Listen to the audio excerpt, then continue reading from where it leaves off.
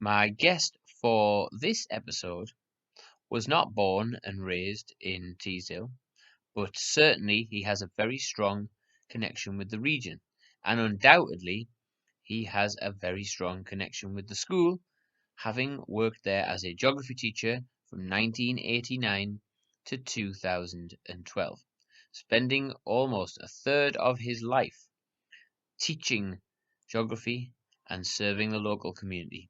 And he continues to have strong connections with the school as he serves as a trustee for the Mewhort Scholarship, which provides financial help for outstanding A-level students who go on to study at university.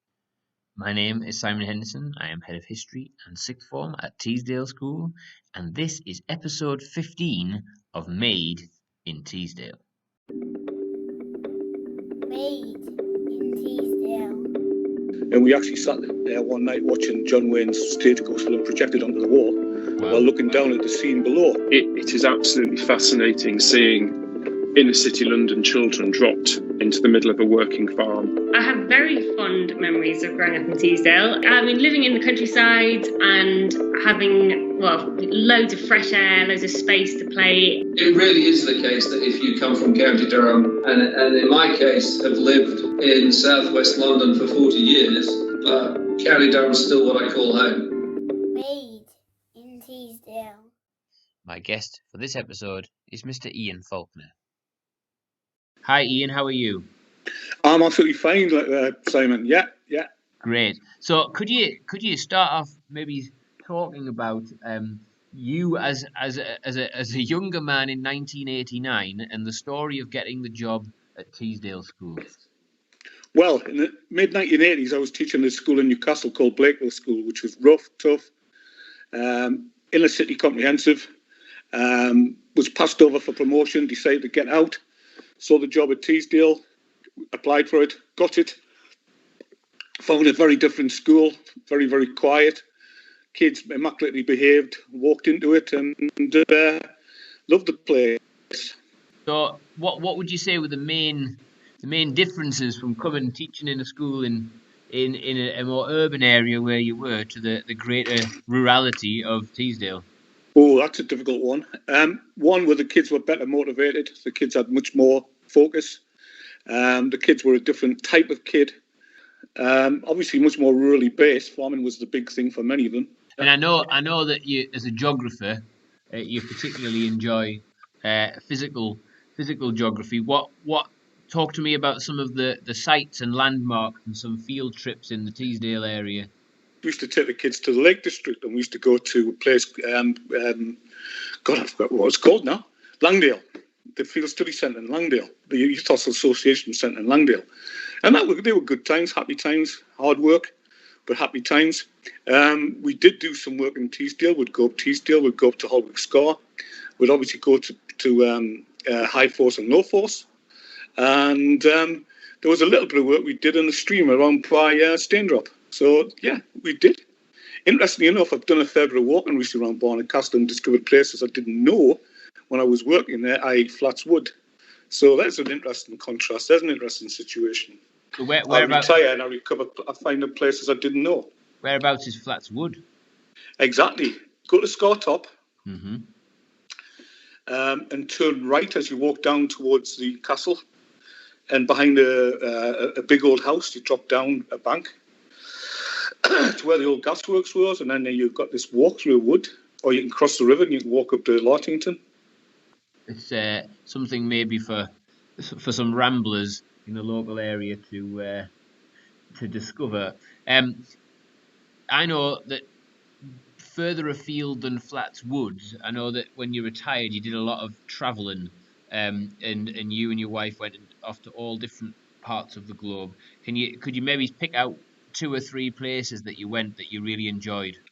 Well, one of the places which will always leave a highlight is, of course, apart from Grand Canyon, is a place called Monument Valley.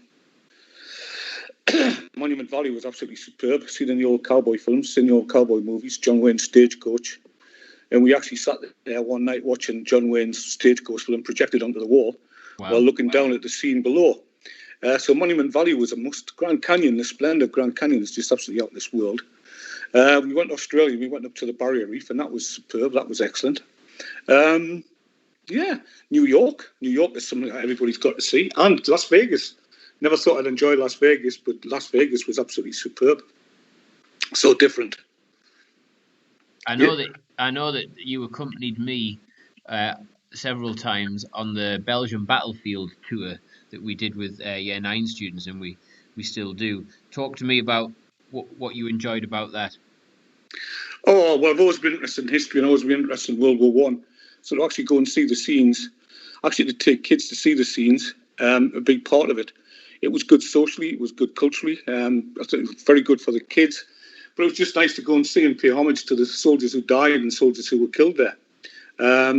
Interesting. Just seeing places that you'd read about and interesting places that you'd heard about. So, yeah, it was always a great trip. I have a very vivid memory of you placing a Newcastle shirt on one of the monuments to the Tyneside Irish. Yeah, that was quite something, wasn't it? Yeah. From the present day Toon Army to the original Toon Army was the words I put on the shirt. The shirt wasn't there the following year, by the way, but that doesn't matter, does it? No, it was a good homage to them, I think. Yeah. So if you were a teacher now still, and if you were having to teach remotely with the different challenges that we have at the moment in lockdown, what advice would you give to maybe some students who are working at home, some parents who are trying to help them working at home? What words of wisdom could you offer? Oh, that's a difficult one because I know my own grandchildren are struggling to be motivated working at home. I think the thing is, it's a short-term sacrifice for long-term good. And I think you've got to just keep in and just stick in and just try to do your best, even though you've got distractions around you like Netflix and even though you've got distractions around you like other things. It's important that you try and do your best and you stick in.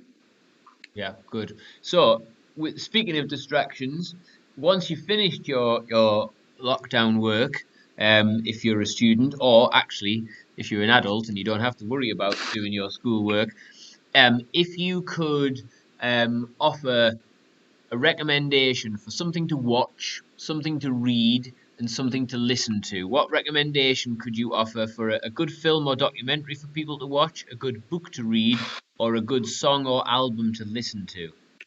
Well, in terms of songs or albums, I'm always a major Dire Straits man, so I'd say anything by Dire Straits, which is pretty boring. I like George Ezra. Yeah. I like Sam Smith. I think they're great. In terms of TV or film, oh God, Life of Brian would always be my favourite film, but maybe it's not for too many young children, certain people. Life of Brian would always be mine. I'm trying to think of anything by the Coen brothers was always good, always worth going. We saw the Ballad of Buster Scruggs recently, which was quite an interesting film, to say the least.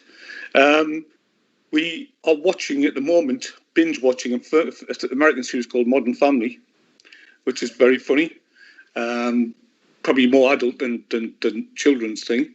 And as for book, well, most of my books tend to be sort of war books, fiction. I don't read novels. I've never been able to read novels. It's always been non-fiction. It's always been something factual.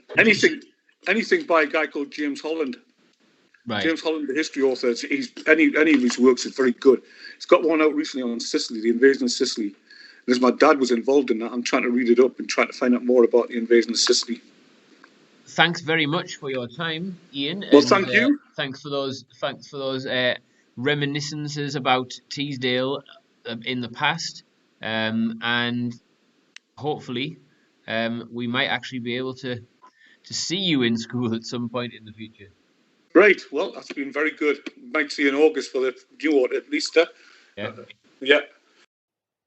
So this podcast series is called Made in Teesdale, and whilst Ian would be too humble to speak of it himself, although he did not grow up in Teesdale, certainly I think he made a huge contribution to the education of lots of children who came to Teesdale School in that 23-year period between 1989 and 2012.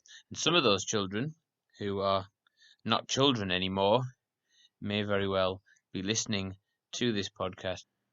Indeed, some of them have been interviewed for previous episodes of Made in Teesdale. Here's what they said about their memories of Mr. Faulkner.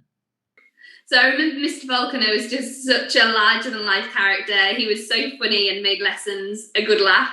He laughed at himself as well. He made good jokes and it was a good laugh.